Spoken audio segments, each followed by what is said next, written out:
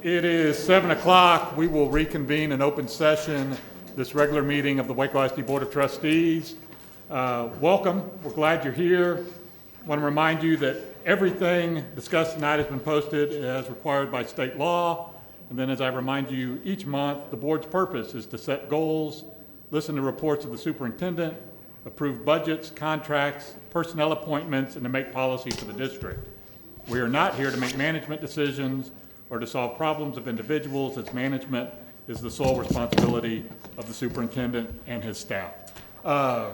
Thank you for being here tonight. We cannot tell you how much we appreciate the support and the interest that this community continues to show in the Waco Public Schools. Also want to welcome anybody at home watching on Channel 17. We do have a pretty good sized crowd this evening, so if you have a cell phone, if you'll make sure it's on silent so it doesn't disrupt the student recognitions, we'd appreciate it.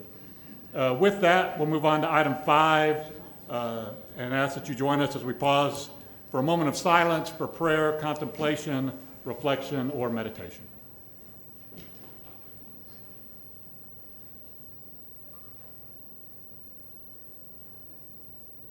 Thank you. We'll move on to item 6, Pledge of Allegiance. Mr. Beard.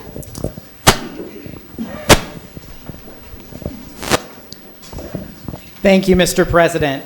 Tonight, we're pleased to have 2 students from the Atlas Academy at Tennyson Middle School to lead us in the Pledge of Allegiance. Please welcome Deasia Lee and Juan Medina, Jr. I pledge allegiance to the flag of the United States of America and to the republic for which it stands, one nation, under God, indivisible, with liberty and justice for all. Board members, the next item on the agenda is a public meeting on School First. Unless I hear some objection, we're going to move that down, take care of a couple of other things, student recognition and audience for guests first. Okay, Mr. DeBeard. Thank you, Mr. President. Trustees, Dr. Nelson, would you please join me in front of the dais for tonight's special recognitions?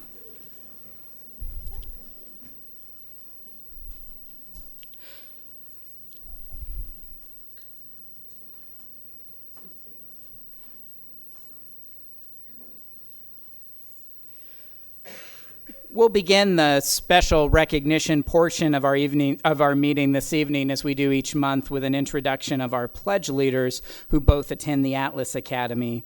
Deasia Lee is an 8th grader at the Atlas Academy, and she says science is her favorite subject. In her spare time, she enjoys participating in track, drawing, and reading. When she grows up, Deasia wants to become a marine biologist. Her 8th grade literacy teacher, Ms. Hindershot, says that Deasia is a true grit student who is joyful, dedicated, and focused.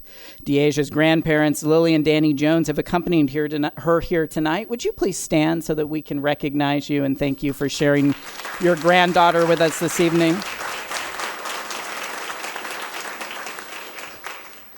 Juan Medina Jr. is a 7th grader at the Atlas Academy and says that his favorite subject in school is math.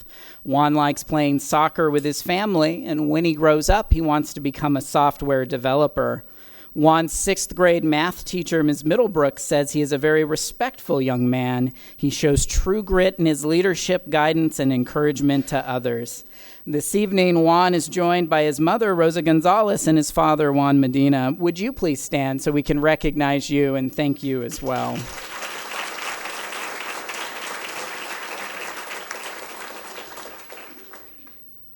We also want to thank our Adopt-a-School partner, Barnes & Noble, for donating the books that our pledge leaders are receiving tonight.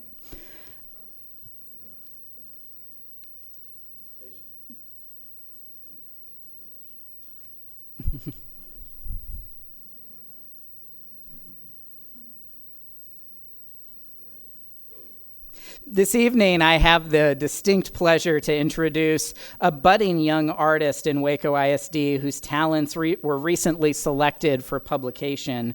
Johanna Hernandez is now a 6th grader at Cesar Chavez Middle School, and she submitted an entry into Peter Piper's 2018-2019 calendar contest while she was a 5th grader at Bells Hill Elementary. You can see her artwork up on the screen. The pizza chain holds an annual contest contest for students across Texas, and this year selected a total of 18 entries to be printed in its calendar, distributed at all of the chain's locations. We're thrilled to celebrate Joanna's entry, which was selected for the month of May, and tonight she's presenting Dr. Nelson with an autographed copy of the calendar.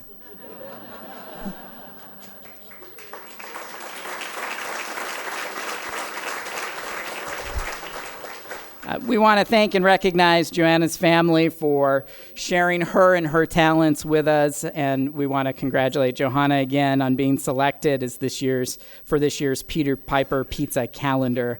We're proud to have you and your artwork representing Waco ISD.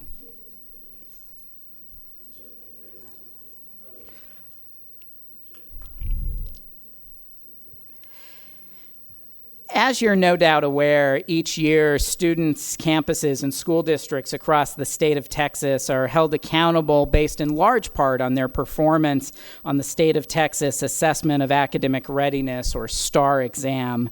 As educators in public education, we recognize that there are many tools to measure the success of students, and that a standardized test is only one significant, but still just one dimension of that measurement. Tonight, we're excited to recognize, though, some students who were perfect by that measurement. We have a group of fourth grade students who took the STAR assessment for the first time, reading and math tests, last year in May as third graders. And tonight, we get introduced to you 5 students who each received a perfect score of 100% on the third grade STAR math assessment.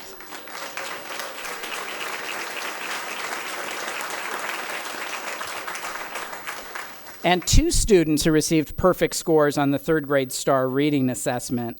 I'd like to begin by introducing our math scholars with perfect scores, beginning with Emily Guerrero from Bells Hill.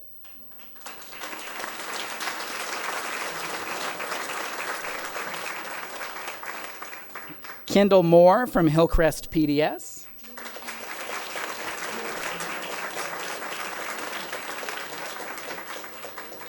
Jairo Rivera from Cedar Ridge.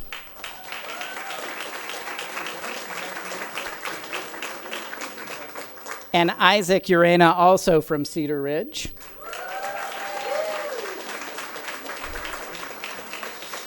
And finally, from Provident Heights, our math scholar, Brian Villegas Corral.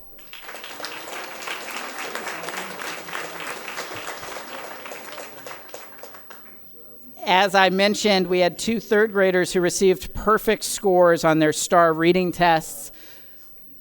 Please welcome first from Bells Hill, Christopher Badillo Coveda.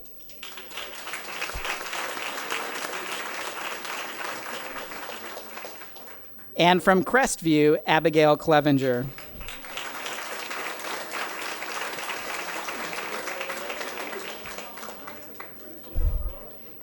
And if you're a parent or family member of one of our perfect score students, would you please stand so we can celebrate you as well?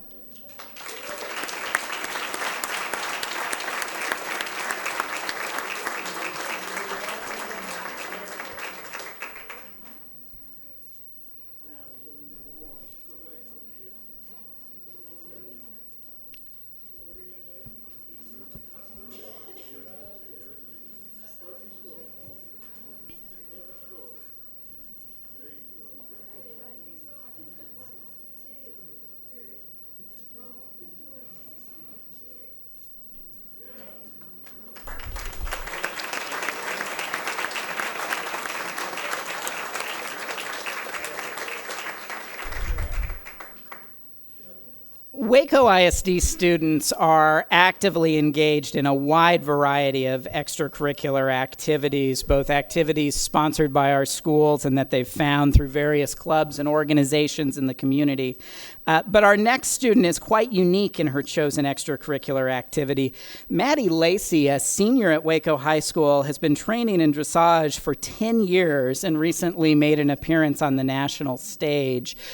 Maddie and her horse Fandango competed at the national level for the first time 3 years ago, and this year they were invited to attend the U.S. Equestrian Federation Festival of Champions, a national competition held in St. Charles, Illinois last month. Please join me in congratulating Maddie and Fandango. Unfortunately, Fandango was unable to be with us tonight. They placed 11th in the nation in the junior division of that competition.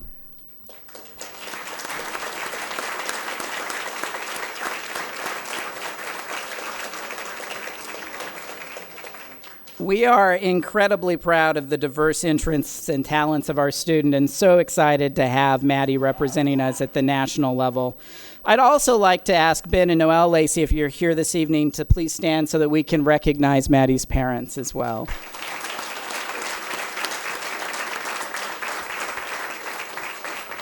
Congratulations once again to Maddie and Fandango. Much like Maddie, the next person I get to introduce to you has an incredible interest and talent that has taken him to the national level. Instead of training with a horse, though, Will Grant, also a senior at Waco High School, has pursued and shown incredible success in swimming. This summer, Will took home gold in an outstanding performance in the men's 100-meter backstroke at the 2018 Speedo Junior Championships in Irvine, California. And earlier this month, it was announced that Will, a member of the Waco Heat Club swim team, was one of 67 up-and-coming swimmers named to the 2018-2019 USA Swimming National Junior Team.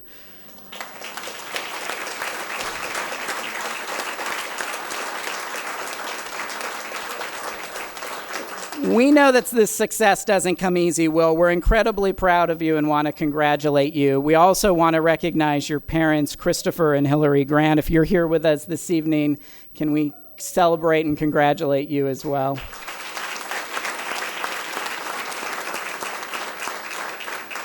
Congratulations, Will, and we can't wait to see you compete in the future, maybe even in Tokyo in 2020. We are very fortunate to not just have students who are doing incredible things at the national level, but a deep well of support in our community that makes it possible for all of our students to be successful in their various interests and talents. We have members of the community who tutor. We have members of the community who give their time and their financial resources. And that includes an incredible and growing level of support from the local faith community, which has been the backbone of many of our campus and community partnerships for years.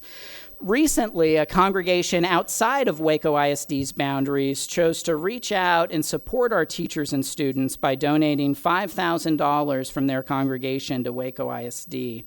And this evening, we're pleased to have Pastor Rene Maciel and his wife, Sabrina, from First Woodway Baptist Church here to present the Waco ISD Board of Trustees with a $5,000 gift to support our students.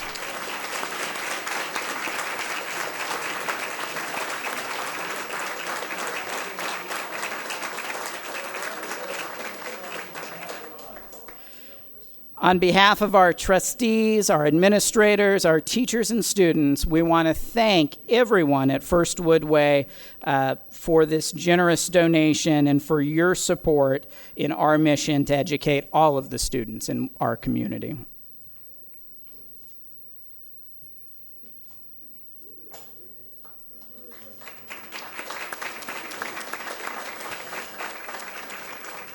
And tonight, we're going to conclude our special recognitions with another powerful demonstration of the support that this community has shown for our students.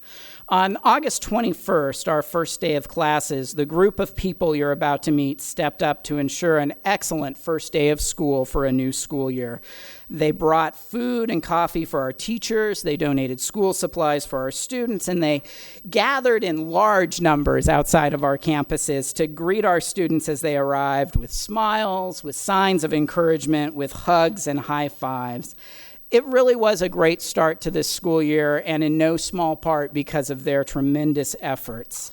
I'd like to begin tonight by recognizing from the Waco Fire Department, Lieutenant Keith Gilroy and Chief Bobby Tatum.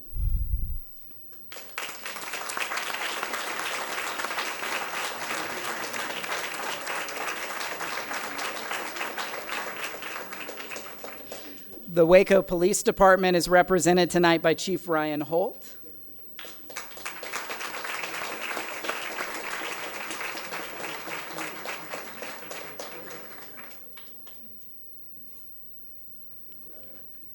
Pastors Tom and Elizabeth Gutierrez are here from Viento Fuerte Church.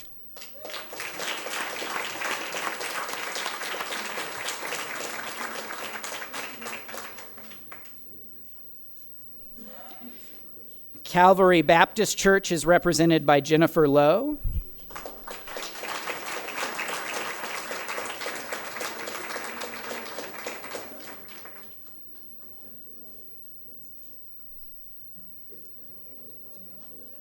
KWBT FM 94.5, The Beat, is represented by Christopher Dupree, Devin Patton, Carlton Stimpson, Rich Richardson, and Mary Jane Marquez.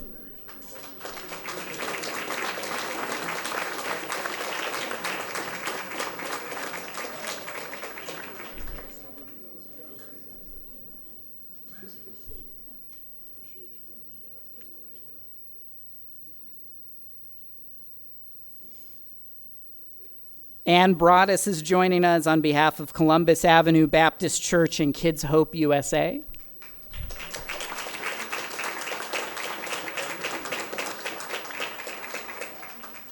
Central United Methodist Church is represented by Pastor Bob Rainey, Judy Rainey, and Pam Elam.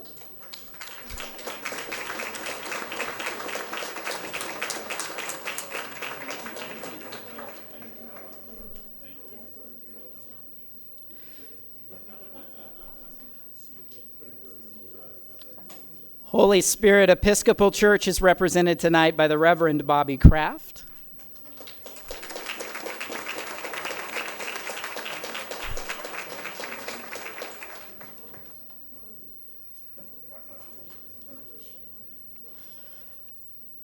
Liz Olvera and Lori Ramos are joining us from the Family of Faith Worship Center.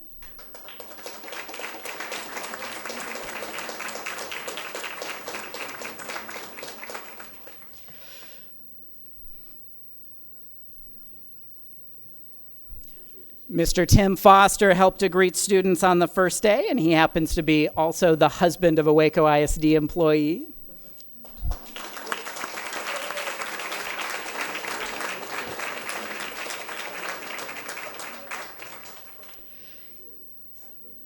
And from Look at Me Now Barbershop and Promote Literacy, Ivan LeBlanc is joining us.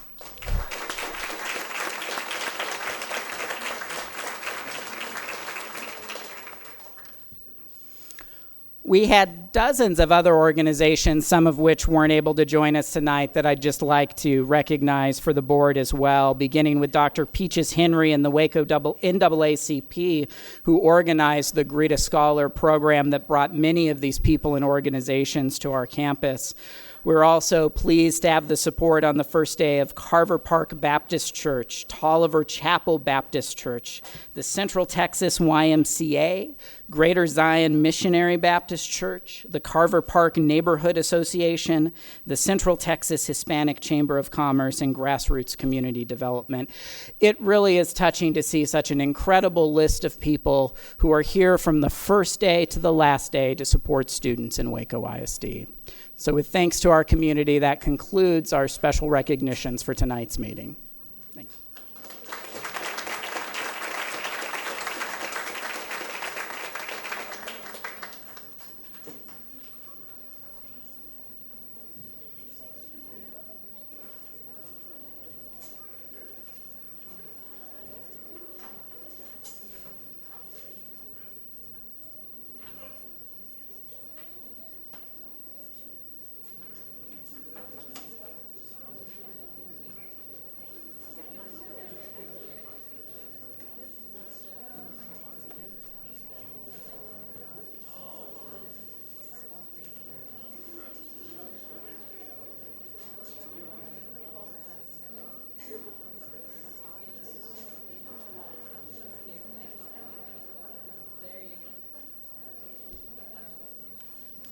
All right. We also have a couple of members of the public who've asked to address the board, and I thought we would do that before moving back up to the public meeting on School First.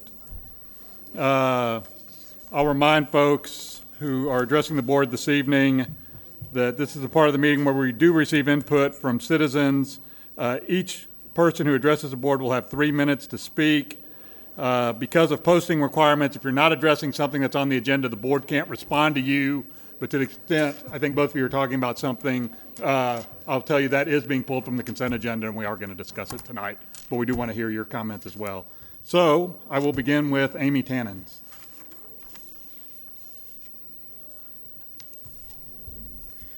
Good evening. Can you hear me? Okay. Good evening. My name is Amy Tanis. My child attends Lake Air Montessori. I'm an autism parent who is not only a part of the district, but a member of this community. Waco has always been my home, and as I know the subject matter does not yet pertain to my child, it is my responsibility as an active member and advocate in my community to address multiple concerns. This evening, I am here to address concerns about ALIMA to fill the gaps of staffing speech pathologists for speech therapy in our school district.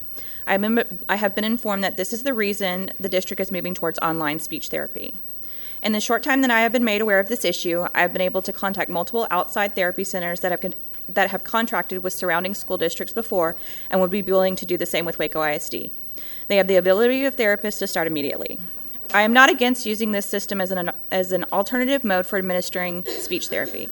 I personally believe this system could have multiple advantages and opportunities for learning to reach individual students on another level that would be best suited for this type of instruction. This system should only be utilized on a case-by-case basis. It should not already have a defined and pre-qualified number of 150 students that have been deemed by persons who have made this decision, even if the CEO did come and talk to different principals. Making such a drastic change in the way our children receive therapy needs to be decided looking at each student individually, with fully educating our parents on what therapy is and that they have the option to decline it. Also by making sure that this decision process is determined by the ARD committee that has been put into place to make the decision with the best interest of the child and not by a contract with no basis for how they were pre-selected.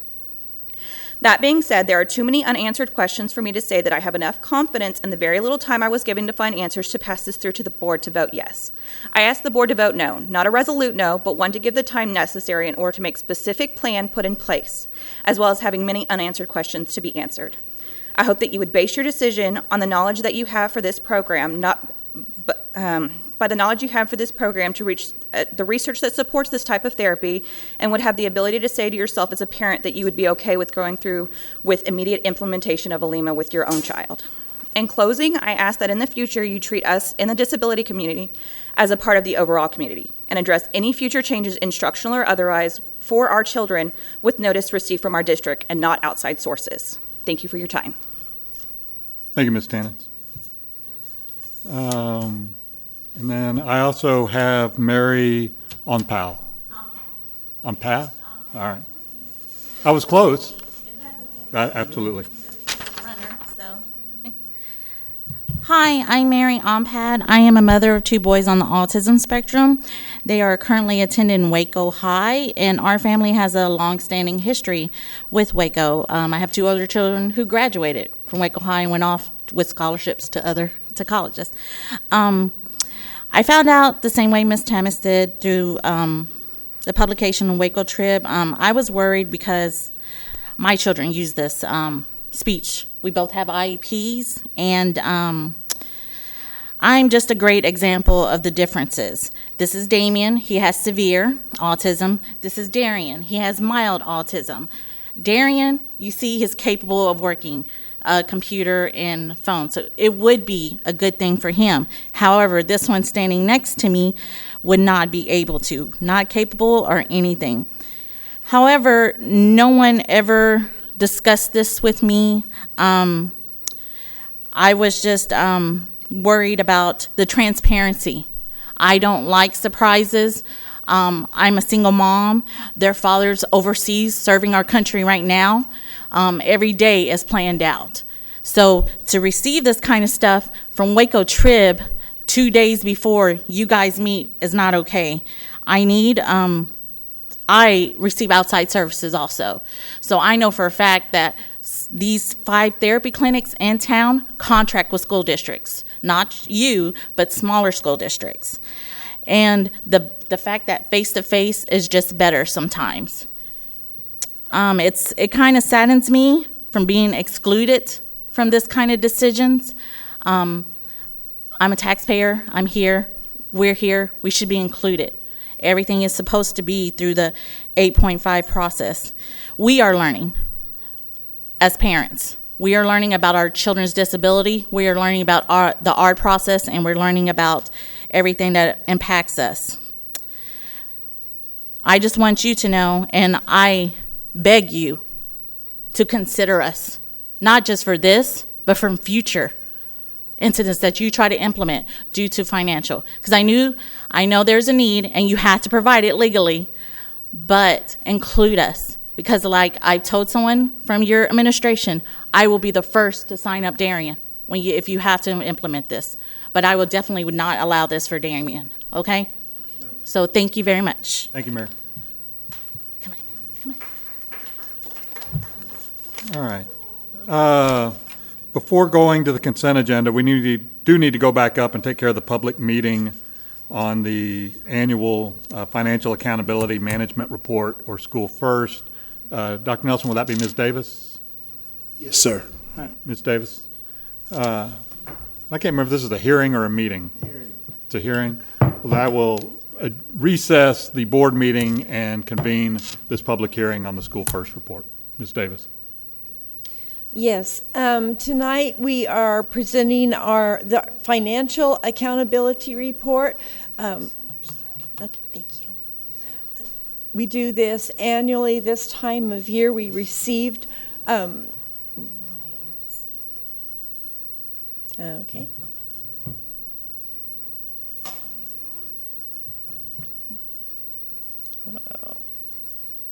No.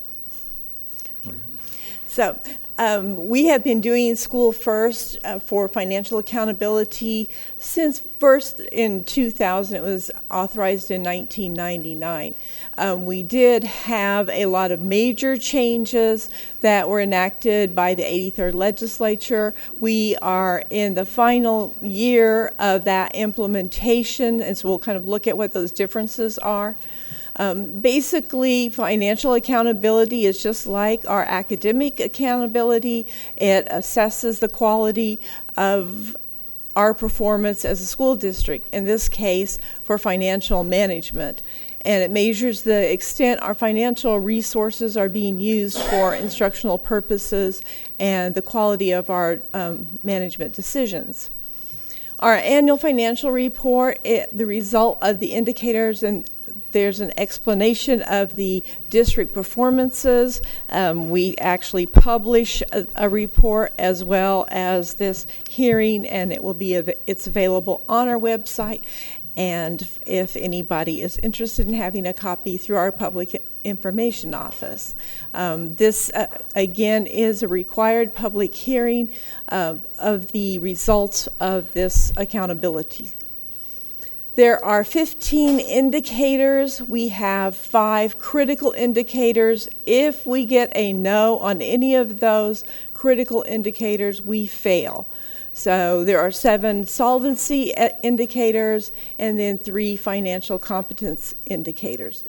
The measurement of the indicators, again, on critical indicators are just a yes or no. You either did it or you didn't. The other indicators are 0 to 10 points based on performance. The critical indicators are things that you really just have to do as a financial in financial management for a school district. You have to have your annual financial report has to be submitted timely.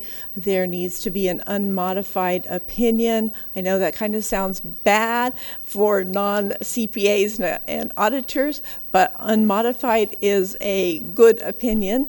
And then the school district has to be in compliance with the payment terms on all our debt. We can't default on any of our debt payments. And then we need to make timely payments to TRS and the Texas Workforce Commission, the IRS, all our government entities that we pay taxes to. And then the total unrestricted net asset balance needs to be greater than 0.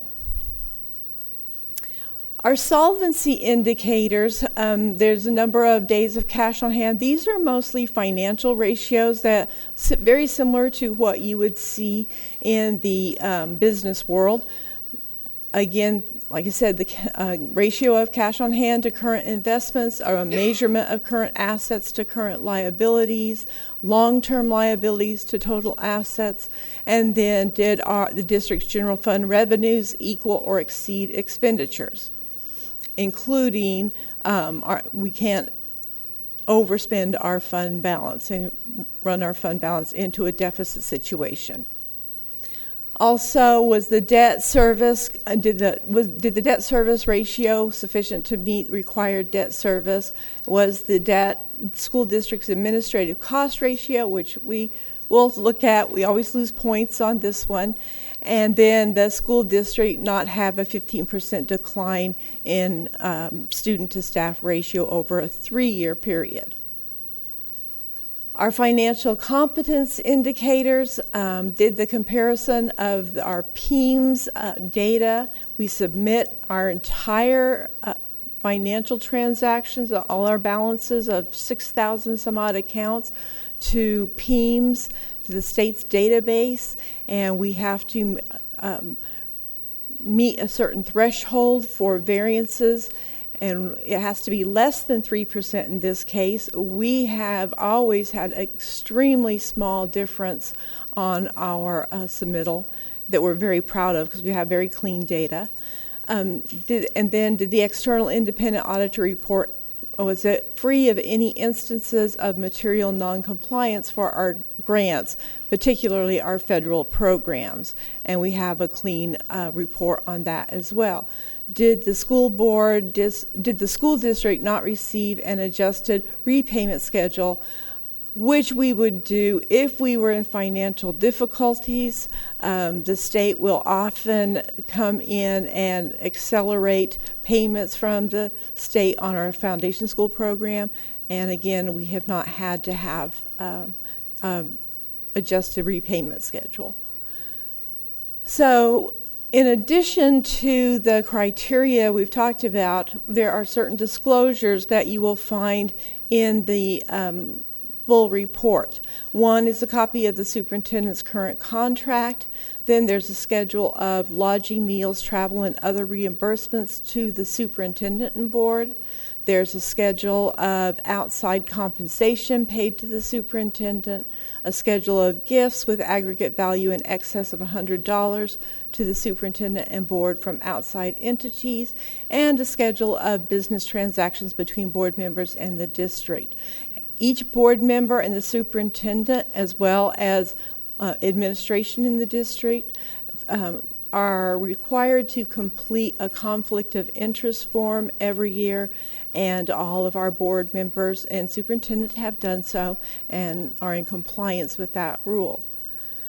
So this is the determination of the ratings. It's like our academics, it's an A through F system, A being superior and F is substandard achievement. You can get no rating if your data submitted to TEA is so poor that they can't measure the performance.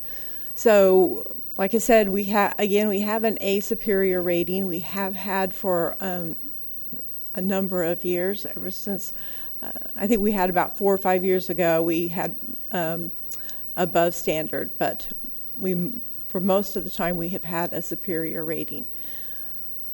Substandard achievement rating would result in sanctions from TEA. They could assign a master or a monitor, and then our accreditation would be, there would be an accreditation investigation. Like I said, the results for the 2016-17 year was an A superior. Last year we scored 98 out of 100 points. This year we only scored 96 out of 100 points. Looking a little bit at where we lost points, we lost on the we said yes to all the 5 critical indicators. On item 8, on item 10, there are points on the indicator was the ratio of long-term liabilities to total assets for the school district sufficient to support long-term solvency. We got 8 points on that this year. We received 10 points on that last year. This is a result of a change in the calculation. Had this same formula been utilized last year, we would also have scored 8 points. Just a little bit of why this happened. Last year, they took from our financial statement, our long-term liabilities were $185 million. Our net pension liability was $35 million.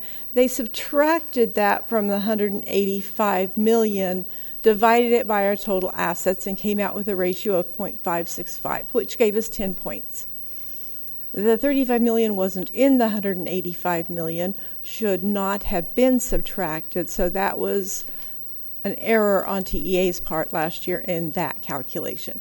This year, they just took our total long-term assets and divided by the total long-term liabilities and divided by the total assets. So our ratio came out to 0.688, which gave us 8 points. As you can see, we would have been right at 0.7 last year had they calculated it in the same way, and might have actually scored only 4 points in that category because of that. The other one that we scored only 8 points is indicator 11. And that, again, as I said earlier, that's our administrative cost ratio. It is very difficult for a district of Waco ISD's size. We are in a grouping with all of the very large districts in the state, all the way up to Houston ISD. And it is very difficult for a district this size to score 10 points in that category. So that is the results of our accountability. As I said, there is a copy of the School First report on the district's financial transparency page on our website, and there are copies available in our public information office. Hey, Ms. Davis. Dr. Nelson. Thank you, Mr. President. I just wanted to, at the conclusion of Ms. Davis's presentation, once again, for the record, publicly acknowledge the outstanding work of our finance department. They are a team of dedicated individuals who, I'm going to jump out there and say, it's curriculum and finance who close this place down every night around midnight. So there's always cars in the parking lot, and I just want to thank Ms. Davis, her team. I see Ms. Trotz. I think Mr. Cartwright is here as well. I don't know. You want to introduce your team that's here? Today, so he's not. Okay. So anyone else from finance other than Ms. Trotz here? So I just wanted to put in the record that we appreciate the work of the fifth floor. Fourth floor. Okay. Sorry, I should know that. But no, I appreciate your work, and the data speaks for itself. The financial transparency that this community expects. I believe we're being good stewards of taxpayer dollars, and I applaud your leadership.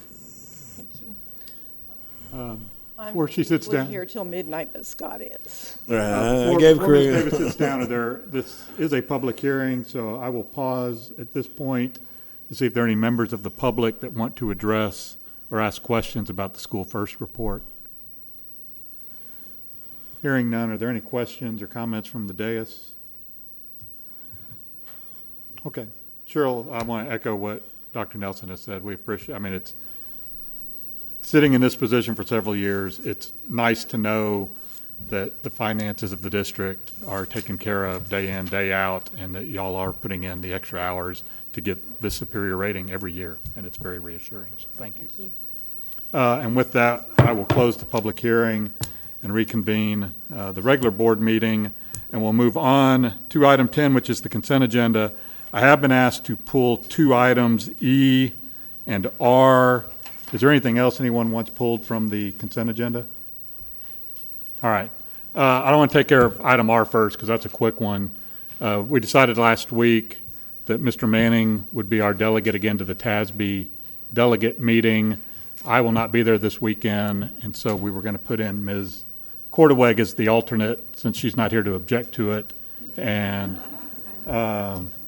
but it still has my name in the item. So I'll entertain a motion for Mr. Manning to be our delegate and Ms. Cordaweg to be our alternate. So moved. Thank you. Is there a second? Second. Thank you, Mr. Puy, Mr. Sykes. All those in favor say aye. Aye. Aye. All right, that's taken care of. And then I had some questions on item E, which was the matter that the two mothers addressed regarding the online speech therapy program. And I don't know, Ms. Hamilton or Mr. Schneider, I don't know who, or Dr. Nelson. I was contacted by a special ed parent who had many of the same concerns that were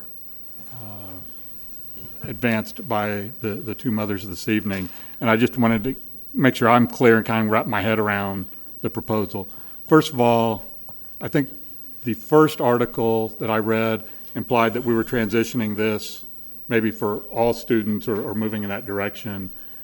It looked like, from what I've read, that this is to address a shortage area where we don't have employees able to address that. Is that correct? Yes, sir. There were questions or comments about contracting with local clinics to provide the face-to-face services. Was that an option we explored for students? And I will also say this. I mean, I understand there's some students who will benefit greatly from doing the computerized piece. I just didn't know, before we get into how we select and how we're screening, did we explore other options other than the online? Well, Mr. President, you're welcome to speak to any member of our special education team. For the record, we have 3 directors here from special education, Mr. Kurt McCullum, Mrs. Suzanne Hamilton, and Mr. Keith Schneider. We've been working on this literally for the last 6 weeks of school. The reason it's an issue is because speech pathology expertise is a critically short area where we had 2 applicants since July for 5 vacancies. The 2 applicants were hired, for the record.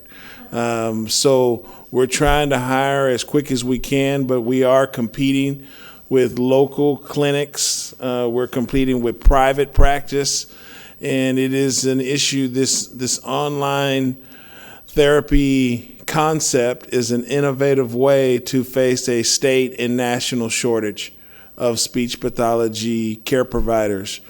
In terms of looking at the local clinics, I'm going to jump out there and say we've looked at a host of ideas, and we can certainly add that to our review process, but we've pretty much exhausted all of our local options.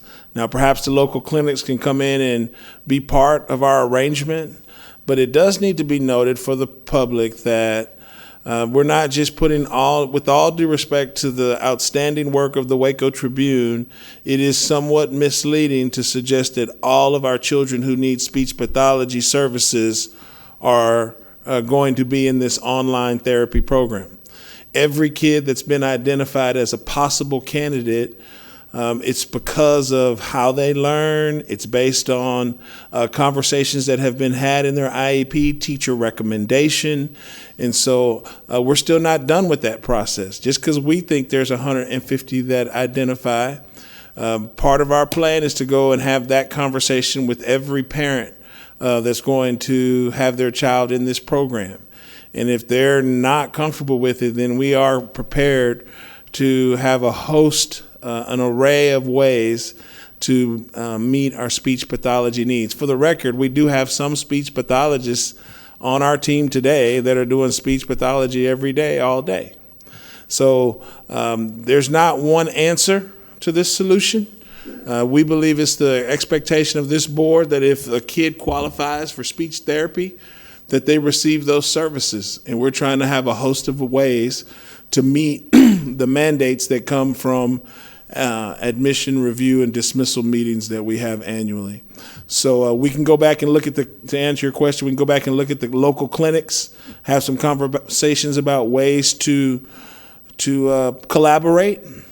But at this point, we respectfully ask for approval of this item because we have kids who need to have their services met. And this is one of the tools in our tool belt that we will use to begin to build our arsenal up to meet kids' needs. Thank you, Dr. Nelson. I did have a couple other questions along those lines. I understand we're in the school year, and when you're in a shortage area, obviously a lot of the qualified folks would already have jobs. Yes, With sir. that understanding, are the positions still posted? So if somebody moves into the community, we're still trying to hire and fill those positions? Absolutely. I did have a special ed parent talk with me over the last week, and one of the concerns was exactly what you just said. There are some students who can clearly benefit from an online experience. There are other students who really need the social interaction, that the speech therapy, the social interaction and the face-to-face is a critical part, particularly, as Ms. Onpad said, for some of our autistic students. Will there be a detailed screening to ensure that, I mean, I know there's a blended array of opportunities now. Or will there be a process by which we identify which students will benefit from which strategy? Yes, sir. That is definitely part of our plan. And I would add, for the record, to the public, that our plan is to engage our parents more. As was stated here tonight, it's not just our parents that have students who are part of our special education program that are mandating higher levels of communication, higher levels of collaboration. It's every parent we got. And so having said that, that battle cry was heard loud and clear here tonight. And in addition to being very diagnostic and prescriptive, where we send each kid to which program, with the speech pathologist, with the online therapy program, we come up with some kind of clinic collaboration. Yes, it'll be a kid-by-kid decision, and our intent is to make sure that parents are involved in that decision as well. Because of the miscommunication, is there an opportunity maybe to have some more parent meetings if we move forward with this, to communicate with parents about sort of what this curriculum would look like and the benefits as well as the process you're talking about in terms of screening and identifying students? Yes, Mr. President. You know, for the record, special education has been a serious issue in our school district that we've been working on based on a corrective action plan that we received from the Texas Education Agency. We've been meeting with our principals regularly regarding special education. We've had presentations to this board.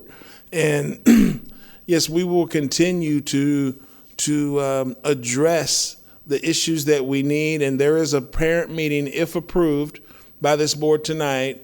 Our first activity after approval is to have a meeting on Monday night with the students that the parents of students who are in receiving speech therapy services. So we're going to explain it to the parents that for over 300 of our kids, we're not even considering them for online, but if they want to come to the meeting, they're welcome to come. But we're really going to focus that meeting on Monday night, if approved tonight. This coming Monday, we will begin our conversation, or continue our conversation with parents beginning Monday night, and we have all kind of plans to increase parental communication, specifically with special education. And I hope you and the special ed department understand, I'm not fussing at anybody. You're kind of between a rock and a hard place. If you have the parents meeting on the front end, then board members start getting calls and we don't know anything about this program that's being presented to parents. On the other hand, you present it to the board first and parents read about it for the first time in the newspaper. And I understand the trade-off. I'm glad you're giving some thought on how to communicate that effectively with parents, and I'm glad y'all are following through with another parents meeting after, if it's approved tonight. Last thing, I saw in the agenda packet, it's a 1-year contract. Will there be some metrics to evaluate the students who go through this online service to make sure that it's meeting their needs? Is there some evaluative component that we're going to be looking at? The answer to your question is yes, absolutely, and we will make those metrics available to our parents, to this board, and to the public. I do appreciate y'all's willingness to look at outside the box solutions. I understand the shortage area. I know it's a critical need. I think we heard that we're going to look at maybe adjusting those salary levels to make the job more appealing and maybe get a broader applicant pool. And thank you for answering my questions. Are there other questions from the board? All right. Your finger up. Yeah, Mr. Dupuy, you want to pull the mic towards you? Just to be clear, we're just being asked to approve a vendor for these services, I mean, we're not specifying how you utilize those services. Can I respond to that, Mr. President? Again, and I don't want to tell you how to utilize the services either, but there's a limit to what we're being asked to approve tonight.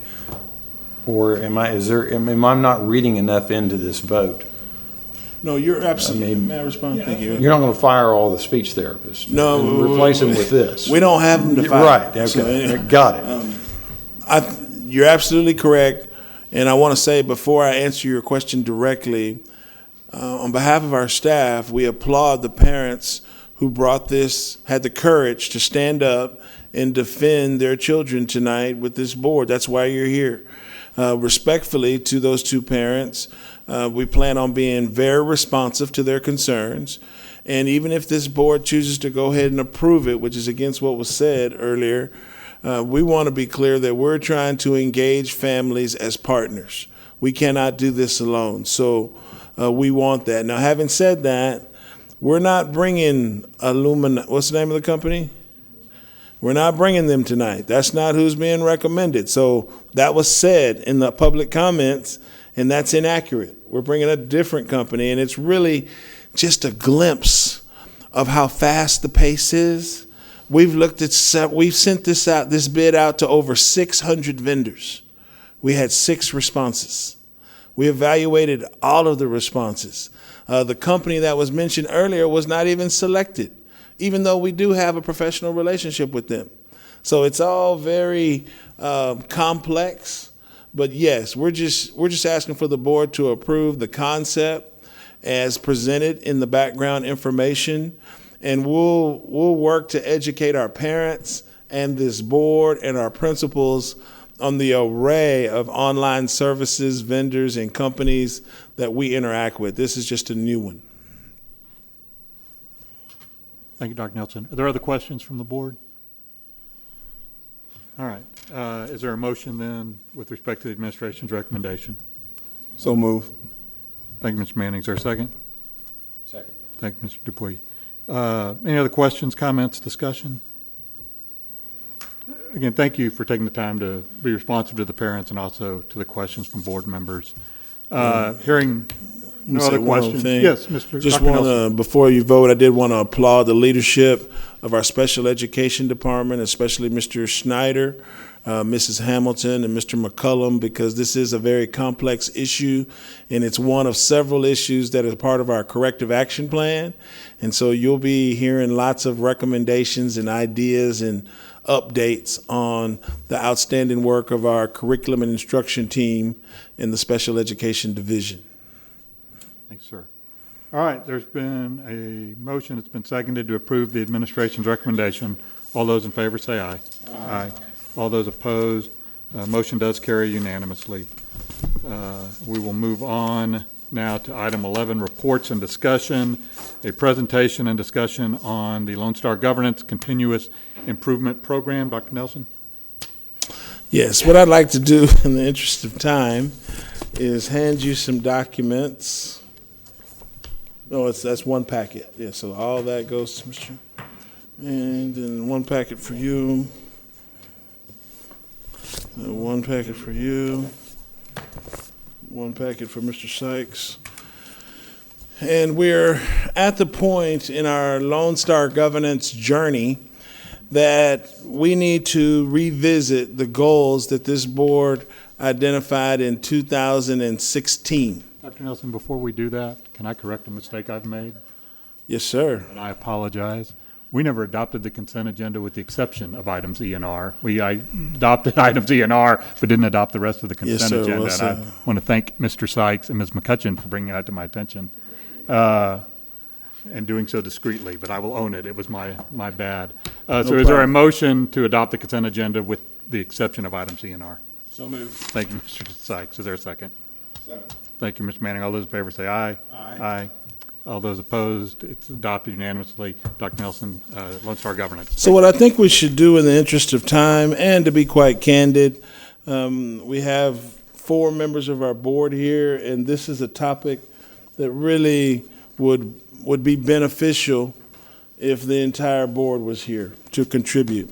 But what we have first is a document that looks like this, that I'll just ask you to be mindful of. And it has, if you'll read the PowerPoint, we won't read it to you, but we're going to give you an opportunity to take it with you, and you'll see some of the recommendations that we're making in the areas of elementary student outcomes, secondary student outcomes, including dual credit, and college and career readiness.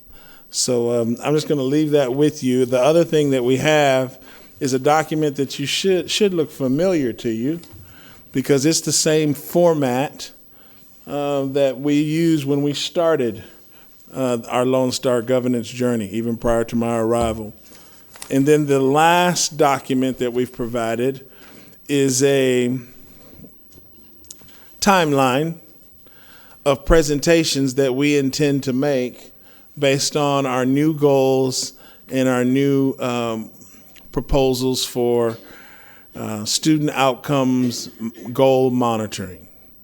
So Dr. McClanahan, do you have anything to add? I think we just let them take this, and then we'll begin our conversations next month on what goals we want to come to and ask them to consider and possibly act on. There's no request for action tonight. We just wanted to introduce it formally. Thank you, Dr. Nelson. I know the board's seeing some of this for the first time, and as Dr. Nelson said, we've got 3 board members out tonight. Are there any questions from the board members who are here? Okay. Dr. Nelson, I just want to thank you and staff. As we've commented before, when we initially adopted these, we were sort of in a vacuum and didn't know where we would be going. And obviously some of these we're already exceeding where we thought we'd be in 2020. Some of them haven't provided the information we needed. And so I just want to thank staff for going back and revisiting these and taking the time to structure them in such a way we can get more meaningful information. So thank you. Yes, sir. And with that, I guess we're down to announcements. Mr. DeBeer.